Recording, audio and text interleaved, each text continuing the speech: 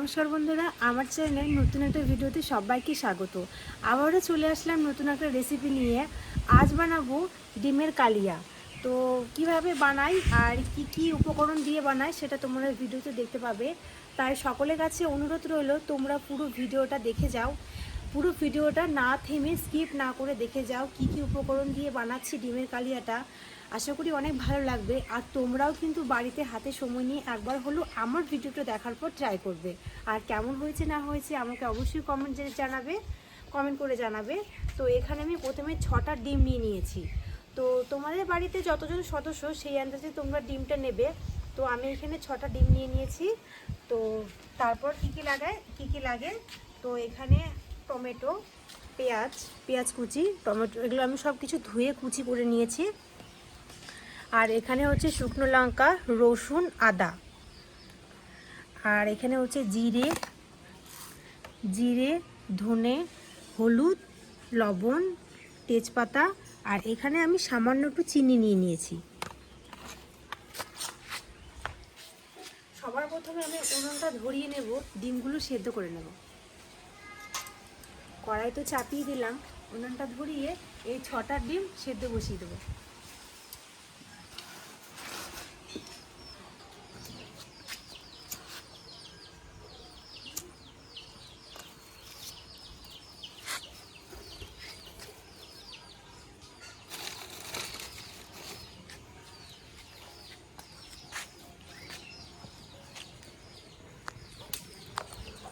উনুন ধরানো হয়ে গেছে, এখন কড়াইয়ে জল গরম করে দেবো। জল গরম দেবো, ডিমগুলো সেদ্ধ বসিয়ে দেবো।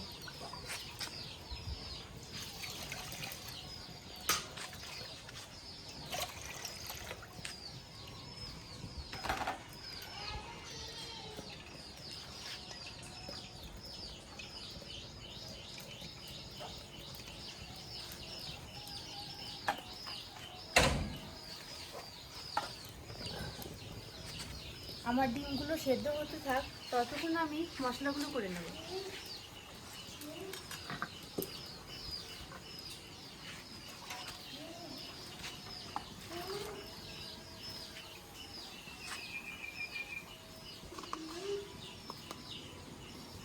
এখানে আছে রসুন, আদা, শুকনো লঙ্কা। প্রথমে আদা রসুন দুটো একসঙ্গে মিলে বেটে নেব।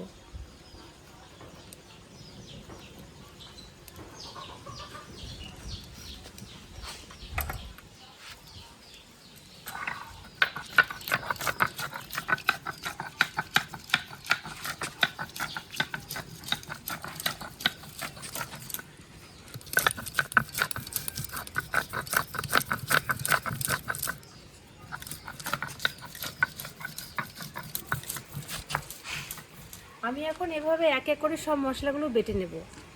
তো ডিমটা ফুটে এসেছে, এখন আমি ঢাকা দিয়ে দেবো ডিমটা।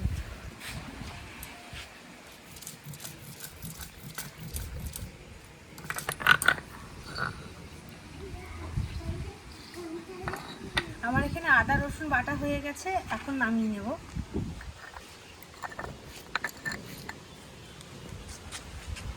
এখন আমি শুকনো লঙ্কাগুলো বেটে নেব।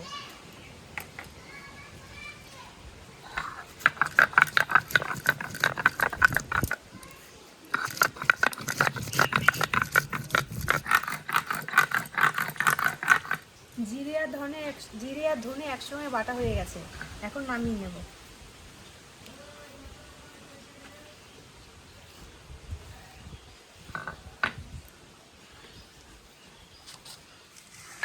মশলাটা করতে করতে এখন দেখবো যে ডিমটা কত দূর সেদ্ধ হয়েছে।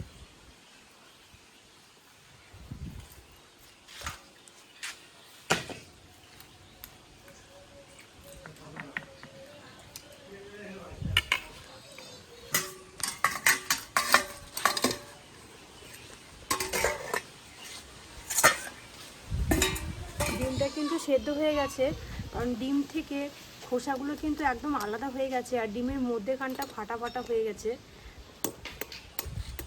ডিমটা কিন্তু সেদ্ধ হয়ে গেছে, কারণ এভাবে খুন্তি দিয়ে টোকা মারতেছি।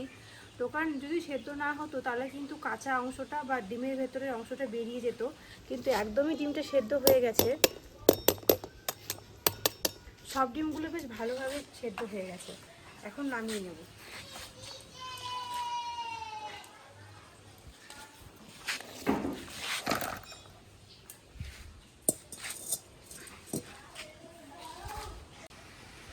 ডিমগুলো কড়াই থেকে তুলে নিয়েছি, এখন একটু ঠান্ডা জল দিয়ে দেবো। ঠান্ডা জল দিয়ে দিলে বেশ আমার ছাড়াতেও সুবিধা হবে, গরম লাগবে না হাতে।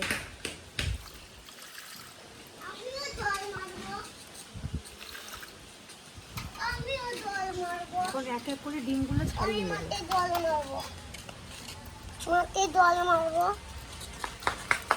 ডিমগুলো এত সুন্দর সেদ্ধ হয়েছে যে হাত দিতে না দিতে এমনি খোসাগুলো ছেড়ে যাচ্ছে।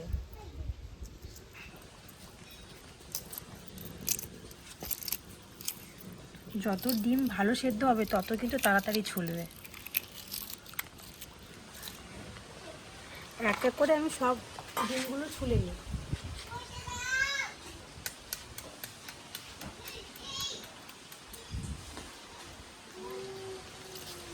এক এক করে সব ডিমগুলো ছুলে নিতে হবে।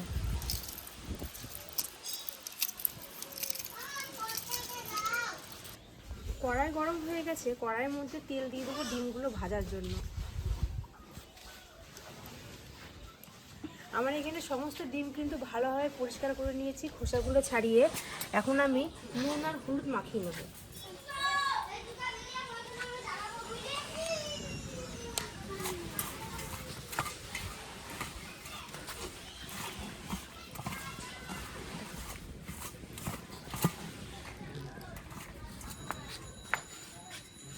কড়াইয়ের তেলটা কিন্তু গরম হয়ে এসেছে, এবার এক এক করে ডিমগুলো ভাজতে হবে।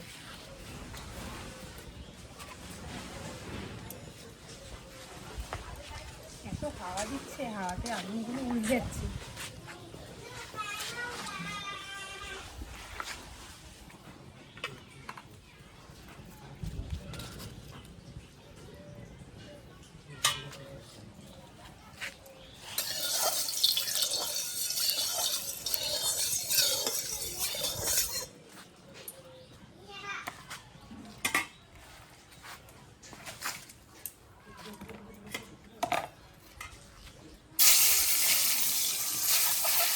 ডিমগুলো এখন ভেজে নেব।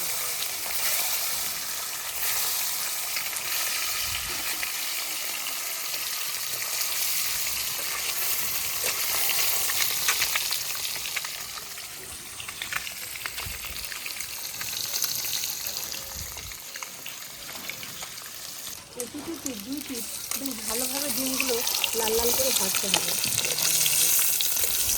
এক সাইড কিন্তু ভাজা হয়ে গেছে, এবার উল্টে দিচ্ছি অপর সাইডে ভাজার জন্য। এভাবে সমস্ত ডিমগুলো কিন্তু এপিট পিঠ দুই পিঠ করে বেশ ভালোভাবে ভালো করে কড়া কড়া করে ভেজে নিতে হবে।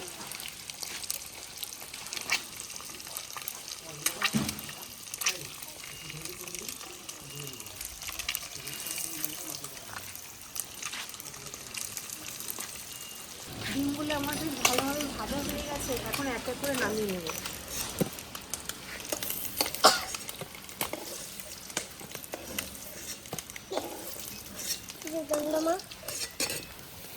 ডিমগুলো সব বেশ ভালো করে ভাজা হয়ে গেছে। কড়াই কিন্তু আমার তেল রয়েছে, এই কড়াই একই তেলে আরও সামান্য তেল দিয়ে দেবো। আরো রান্না করবে, আরো রান্না করবে তুমি। এটা কি দেখো? তেলের উপরে সামান্য চিনি দিয়ে দেবো, একদম সামান্য। ভাজবে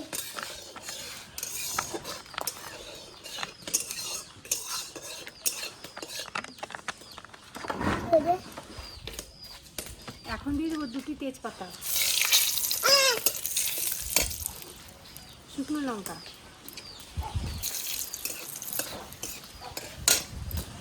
সামান্য গোটা জিরে।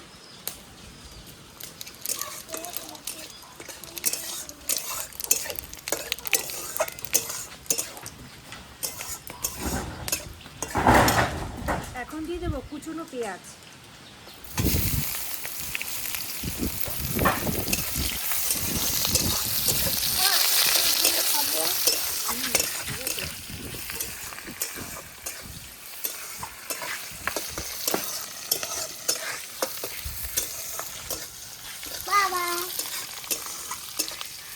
আমি আছি দেখছিলাম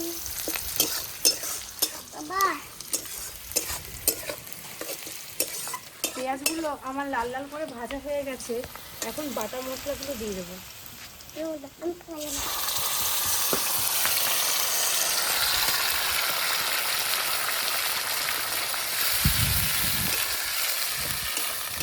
বাটা মশলাগুলো বেশ ভালোভাবে কষাতে হবে।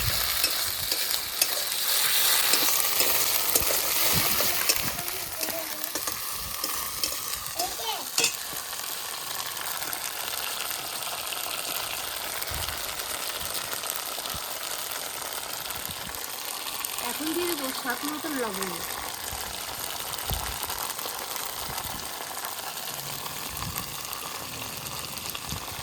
হলুদ,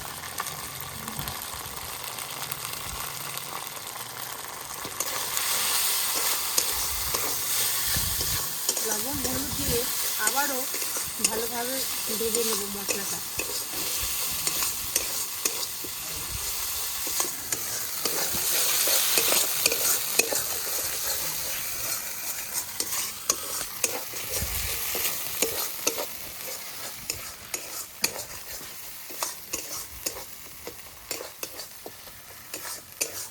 মশলার সাথে নুন হলুদগুলো বেশ ভালোভাবে মিশে গেছে। এখন দিয়ে দেবো কুচনো টমেটো।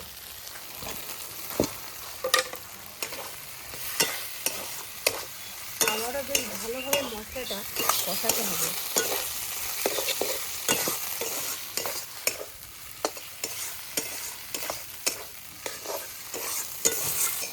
বন্ধুরা, 15 মিনিট পর তোমাদের সঙ্গে আবারও দেখা হচ্ছে। তো 15 মিনিট ধরে আমি বেশ মশলাটা ভালোভাবে কষে নিয়েছি। তো দেখতেই পাচ্ছ তোমরা, একদম কড়াইয়ে নিচে এবার লেগে যাচ্ছে। তো এখন আমি এই অবস্থাতে জল দিয়ে দেবো।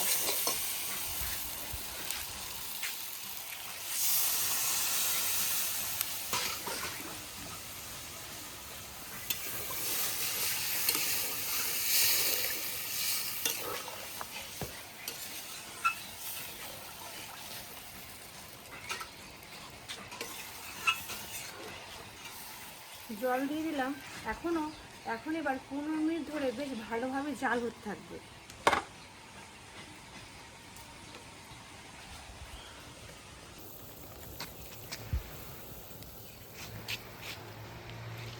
আমার কিন্তু তরকারিটা ফুট ধরে এসেছে। এভাবে কিন্তু কড়া আগুনে টান টানভাবে জাল দিতে হবে।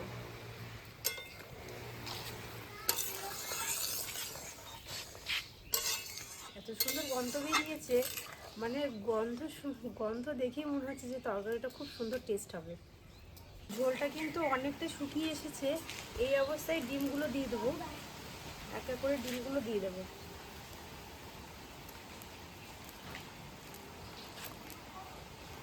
আমার এখানে সমস্ত কিন্তু ডিম দেওয়া হয়ে গেছে।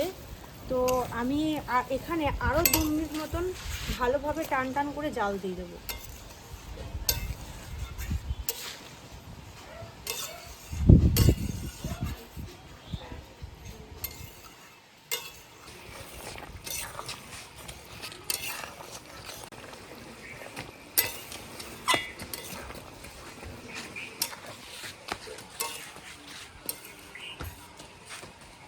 তো 2 মিনিট পর আবারও তোমাদের সঙ্গে দেখা হচ্ছে। আর 2 মিনিট ধরে আমি জাল দিয়েছি বেশ টান টান ভালোভাবে। তো আমার এখন ডিমের কারিটা রেডি হয়ে গেছে পুরো। আমি এখন গরম মশলা দিয়ে দেবো, গরম মশলা দিয়ে নামিয়ে দেবো।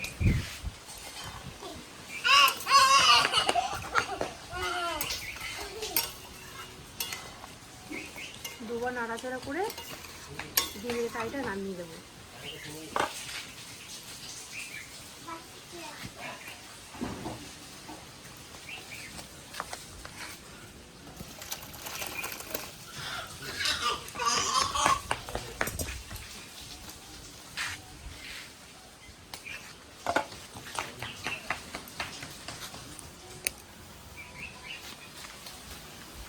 আমার পুরো একদম পারফেক্ট ডিমের কারিটা রেডি হয়ে গেছে।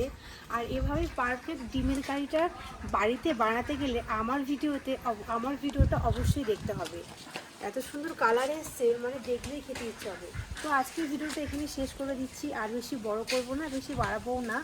তো যারা যারা আমার ভিডিওতে চ্যানেলে নতুন তারা অতি অবশ্যই চ্যানেলটা সাবস্ক্রাইব করবে পরবর্তী ভিডিও দেখার জন্য। আর যারা সাবস্ক্রাইবার তারা আমার ভিডিওগুলো দেখো আর শেয়ার করো অনেক অনেক।